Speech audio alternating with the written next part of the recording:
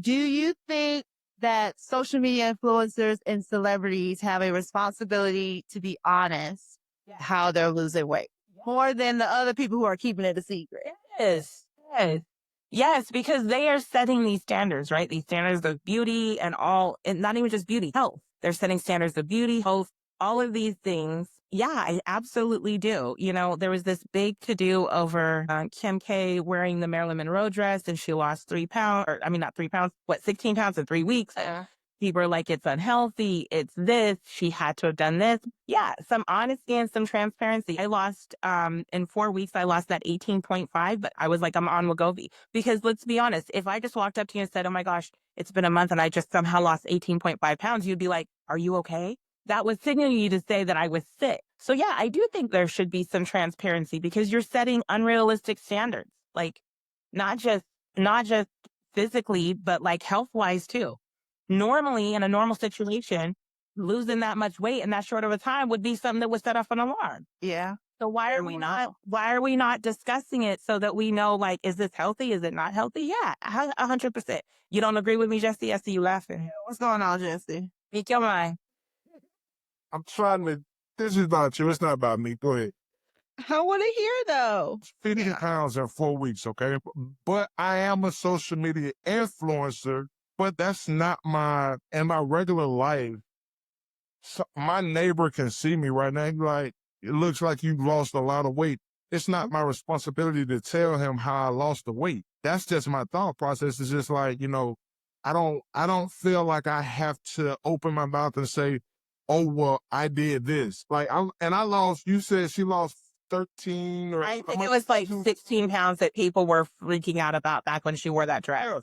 And I was in the low 500s. I was 511 and I'm now at like 450, and I don't feel the need now understand, I tell people my journey. You can look at my story. I tell people my journey every day. Okay.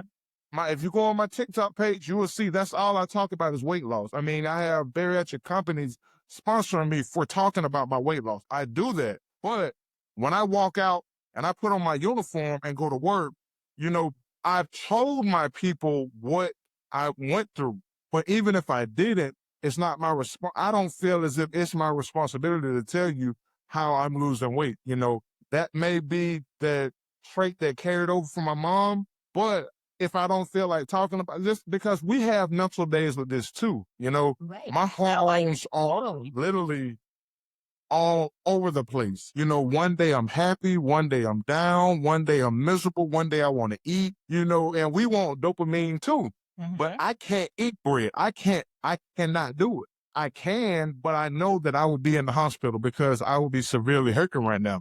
So I don't feel as if it's the need for me to tell people what's going on or how I'm losing weight. But if they ask like, oh, well, how did you lose the weight? I can point you in the right direction because what works for me, it's not going to work for you. So for you in your life, is there a separation from you, the influencer, and who you are in your day-to-day life? Is that right now, I guess? No. It's not a separation. It's just I don't feel the need because I'm open to telling people, but my thought because I do it on my social media, what I'm saying is I tell people every day, all day. But I'm saying I don't feel as if I have to if I don't want. You just choose to.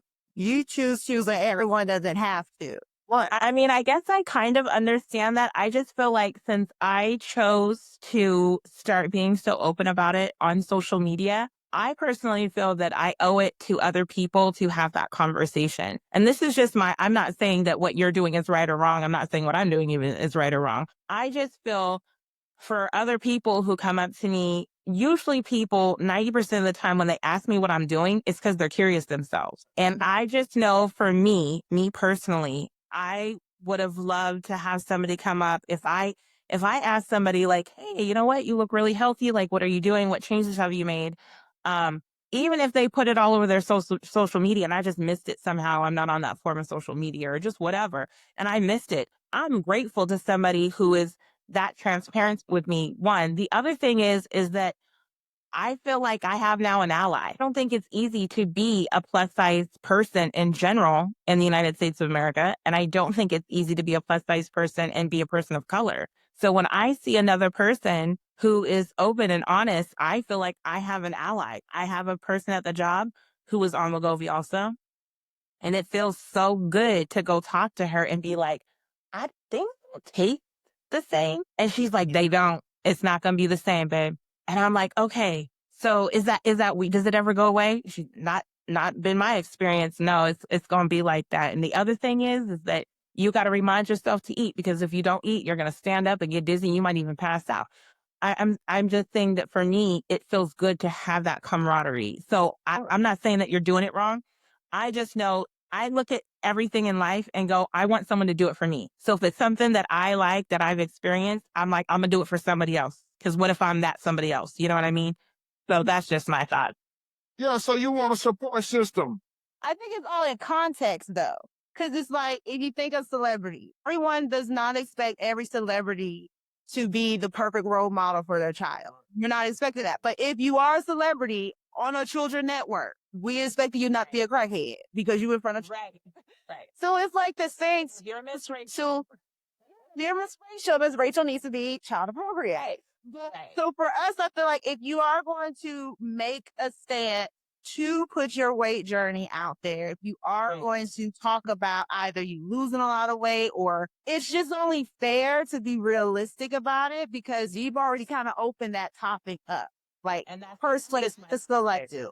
Like, you got to be fair with that. Now, are we expecting you to, every time we run into you, to get a full rundown of what you got going on? What's one message you want everyone listening to take away from this conversation? That if you're on a weight loss journey or you're changing your lifestyle for the rest of your life, just remember that it's your journey and that there is no wrong parts about it. Everything about it is what you're learning. Hopefully it's something that you could decide you want to share and with other people, but it is your journey, and it's okay, whatever parts you're at, whether you're thinking about it or you're already at the end of it and you're learning to love the new you. Just remember it's your journey, and whatever parts that you're going through, it's okay. So at the end of every episode, we like to do a My Journey, My Business moment, where we ask our guests to share a piece of their weight loss journey where it might not be according to the rule book or with status quo, but it's something that works for you and it's your journey and your business. So do you have a little nugget of truth you'd like to share with our audience?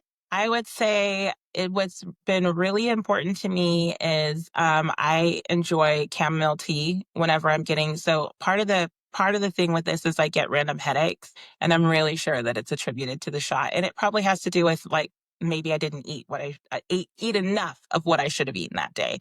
And so I enjoy chamomile tea, and it relaxes my muscles and it gets rid of the headache. So that is something that has been essential to me. My oldest daughter is so wonderful. She ships in Egyptian chamomile tea for me that she found from some website. And that has it's stronger than our chamomile tea. And so it's been really, really helpful on relaxing me and relaxing my head so that I can really get into a good state of sleep. So that has been something that has been great. Before you go, make sure to subscribe and hit the like button and share this with someone walking their own path.